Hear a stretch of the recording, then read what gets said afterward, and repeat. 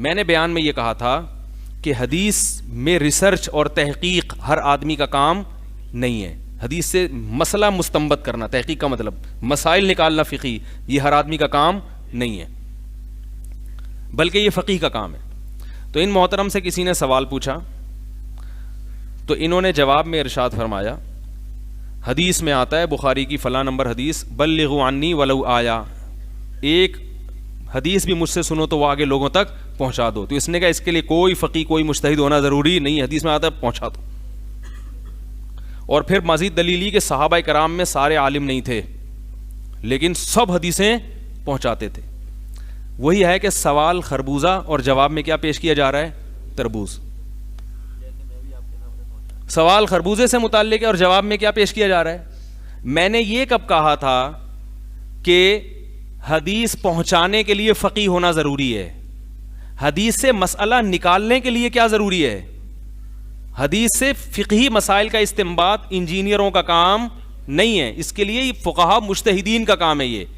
اور اس پر میں نے حدیث پیش کی تھی. آپ جو حدیث پہ بلغوا عنی ولو آیا، جو مجھ سے سنو آگے پہنچا دو، یہ تو فرمائے جو مجھ سے سنو آگے پہنچا دو ہر ایک کو ہے، لیکن آگے اس سے ہر مسئلہ نکالو بھی، یہ ہر ایک کو نہیں ہے. اس کے بارے میں دوسری حدیث ہے، نبی صلی اللہ علیہ وسلم نے فرمایا رب حامل فقہ غیر فقیہ، بہت سے لوگ علم کی بات، حدیث کو، علم کی بات تو سب سے پہلے اس وقت قرآن و حدیث ہی تھا، فرمایا جانتے ہیں مگر سمجھتے نہیں ہیں.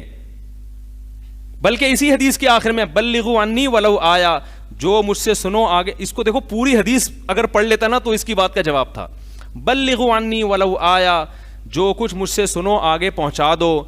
رب حامل فقہ غیر فقیہ، اس لیے کہ بہت سے لوگ حدیث کی بات جانتے ہیں مگر سمجھتے نہیں ہیں. کیا مطلب؟ تم پہنچاؤ گے تو عین ممکن ہے ایسے لوگوں کے ہاتھ میں پہنچ جائے جو اس کا مطلب سمجھتے بھی ہوں. تو اس سے پتہ چلتا ہے کہ نبی صلی اللہ علیہ وسلم نے امت کو دو حصوں میں ڈیوائیڈ کیا ہے، ایک فقیہ اور ایک غیر فقیہ. ایک وہ جو صرف جانتے ہیں سمجھتے نہیں ہیں، اور ایک وہ جو جانتے بھی ہیں اور سمجھتے بھی ہیں. اگر حدیث ہر ایک کی سمجھ میں آ جاتی تو امت کو نبی دو حصوں میں ڈیوائیڈ نہ کرتے. تو دیکھو پہنچانے والی حدیث کو کس پہ فٹ کر دیا. اور پھر ایک بات یہ کہ آپ نے خود اس پہ جواب میں کہا کہ صحابہ میں سارے عالم نہیں تھے، اس کا مطلب کچھ عالم تھے. تو وہ عالم کیوں تھے؟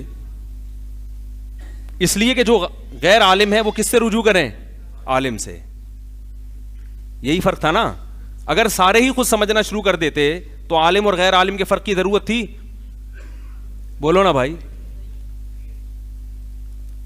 تو کچھ عالم تھے اور کچھ علم میں مضبوط نہیں تھے. تو جو مضبوط نہیں تھے وہ کیا کرتے تھے؟ عالم سے پوچھتے تھے وہ. تو یہ انہی کی اپنی باتوں میں ان سب باتوں کے جواب موجود ہوتے ہیں. تو اس لیے میں کہہ رہا ہوں کبھی ان سے میری گزارش ہے کہ کبھی مجھے محبت میں اپنے ساتھ بٹھائیں آپ. ٹھیک ہے. یہ کہتے ہیں میں مناظرے نہیں کرتا، میں بھی مناظرہ نہیں کروں گا آپ سے.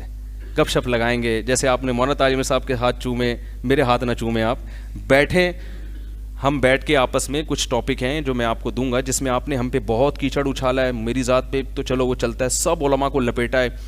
تو میں آپ کو بتاؤں گا اسی وقت کہ آپ حضرت یہاں آپ یہ گڑبڑ کی، آپ نے لفاظی کی، آپ نے